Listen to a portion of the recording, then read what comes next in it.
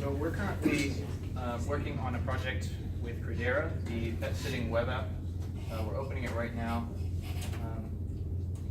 The goal is to simplify the process of... I'm sorry, what team are you? I'm sorry, we're Group 2. We're working with Credera to get the pet sitting web app to... there we go. In order to simplify the process of... Sorry, I'm freaking out. In order to simplify the process of getting your pets taken care of while you're going out. Currently, front end is, we have an example right here of our register and login functionality. We're trying to keep a very slim, minimalistic design so that we can keep it obvious what the goal is and have a more welcoming theme. We are currently working with localhost. We have a site up, but we haven't transitioned it just yet, just because we want to make sure everything's working in localhost before we transition. And I believe that's all for front end at the moment. Yes, so our backend is currently supports 2 endpoints, and those are login and register. So we're able to send a post request containing a name, an email, and a password. And when we send that, the backend accepts it, and it returns. The way we have it set right now is in Postman. It returns the user that we just saved and the password.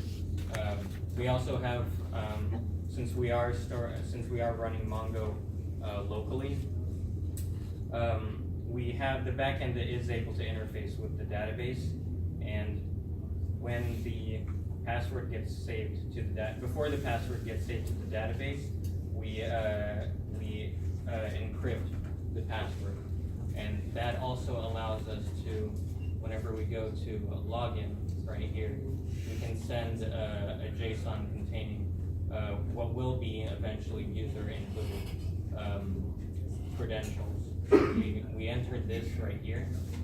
We can also enter, so we entered email, password, and name, and we verify it with the email and password. So we send request. We see the 200 okay. Right now we're just using this to see that that our checks for valid credentials work as they should. So we can enter, for example, like a wrong email, and we'll get back, of course, a 401 unauthorized, and we'll see that the user, we don't have that user in the database. Oh yeah. Okay. Yeah, there we go. Yeah. So you see 401 unauthorized, user not found, and those are the credentials that we send in our REST API call. So if we were to do this and then also enter an incorrect password, we would get the following response, and it's also 401 unauthorized. So what we're going to be looking for after that is obviously adding additional endpoints, as well as accessing specific user pages, and saving the user login status from page to page, so that it doesn't have to send the credentials each time. And so that's it for backend. Yes. So we have a few tests written for the endpoints, the API endpoints, and they're just tests whether the login and the registering a new user actually function properly. So, you know, just as he did the Postman request with appropriate JSONs, that's essentially what we're doing in these tests to see if they're also if the endpoints are working properly. So he's gonna go ahead and run them.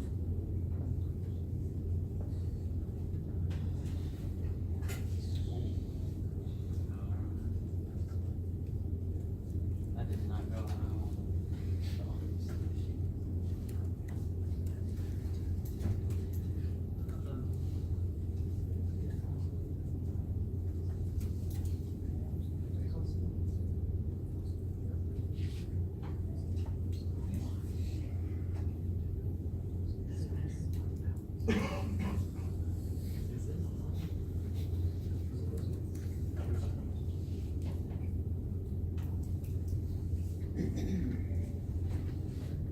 Alright, so as of 5 minutes ago, the tests were running completely. We've got 2 failures right here. So that appears to be something that we're gonna have to resolve probably as soon as we all get home.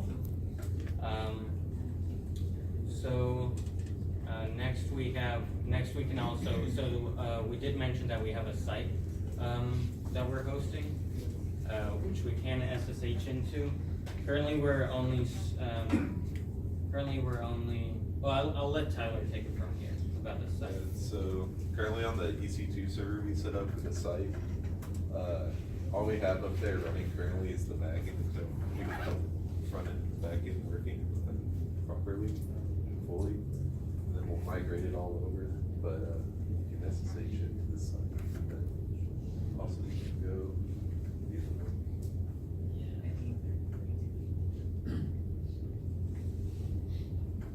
It's this one, right? Yeah.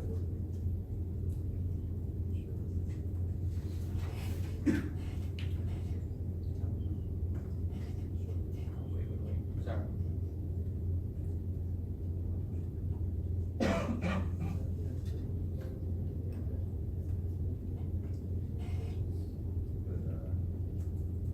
Currently, since all we have is the backend to show a good result, we're putting the port that we have in the backend bar just for testing purposes, but that shouldn't be necessary once everything is running correctly. Can you say loud, please? Louder? Oh, currently we have a backend running on port 8080, so in order to show some sort of result whenever we run the site, we're just putting the port number in the URL, but that shouldn't be something that is in the final product. So that's it for the site. I believe next we have the project backlog.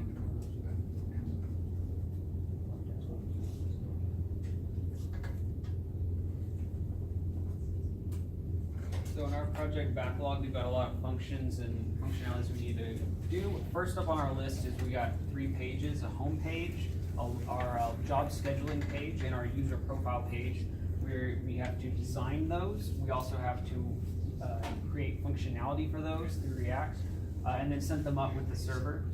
So all 3 of those pages are gonna be up on our priority list. We also, as Alex said, we want to be able to maintain state, our login state through the different pages, because right now we can't do that, but as soon as we can, so you don't have to keep sending packets. And then, I think lastly, we want to be able to configure and customize the profiles we have, including adding pet information. We also want to be able to search other users so we can actually find them in the database for, to match them for the pet sitters that will actually work in the area and stuff like that. So those are our main things we're going to be working on next in our backlog.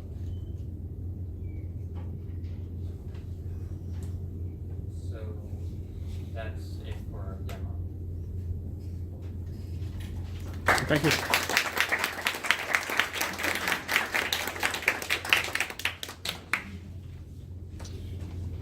I'm gonna ask, as of today, what feature does the application have to the domain or the application itself? To the application itself, counting the login or discounting the login? Sorry, I couldn't hear that. So is that including the login or not including the login? Login is generate, nothing to do with the application. Other than login, is there anything else that I've missed maybe? At the moment, no. We're currently. Okay. That's all I had. Question. Okay. No questions. Thank you. Thank you. All right.